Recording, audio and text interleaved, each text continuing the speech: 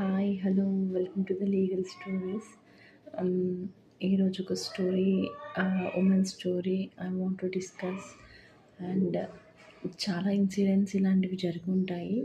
But ప్రతిసారి జరిగినప్పుడల్లా ఏదో కొత్తతనం అనేది బయటకు వస్తుందండి ప్రతి కేసులో. So that every case is different అండి.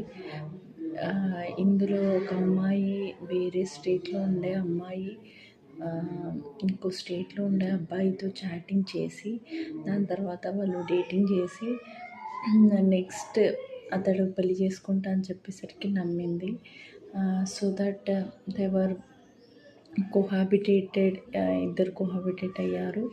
అండ్ ఆల్సో చాలా వరకు ద పర్సనల్ వీడియో కాల్స్ కానీ, న్యూడ్ వీడియో కాల్స్ కానీ, ఎవ్రీథింగ్ ఎవిడెన్స్ అనేది వాడి దగ్గర ఉండిపోయింది.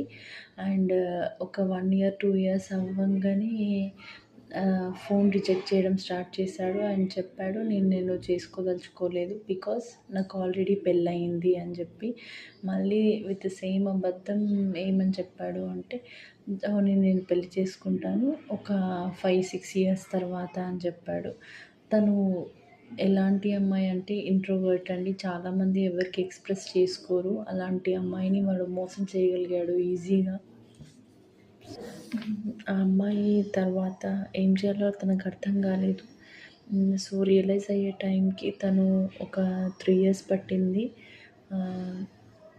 తర్వాత ఇప్పుడు 4th yearలో వచ్చేసి వాడు ఇంకా కంప్లీట్గా అవాయిడ్ చేసి తనను రిజెక్ట్ చేసేసరికి తనకు డౌట్ వచ్చి కంప్లైంట్ రైజ్ చేసి 4 years తర్వాత కూడా తను వచ్చి హైదరాబాద్కి కంప్లైంట్ ఫైల్ చేసింది. ఎఫ్ఐఆర్ బుక్ చేసింది తన పైన.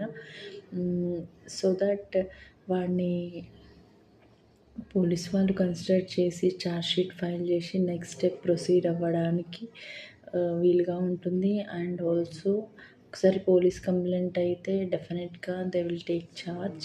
అండ్ వాళ్ళ ఎవిడెన్సెస్ కరెక్ట్గా ఉంటే ఫర్దర్గా ఉంటుంది. కానీ తను ఇప్పుడు తన లైఫ్ అంతా స్పాయిల్ చేసుకుంది వాడి కోసం అని చెప్పి.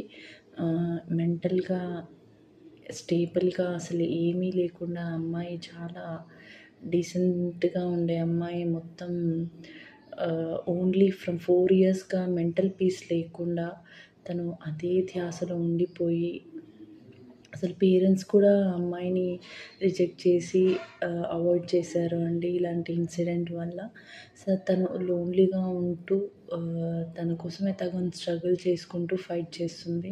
So please girls try to avoid unnecessary calls కానీ, మెసేజెస్ కానీ. ఎవరో వచ్చారు కాల్ చేశారు సో దట్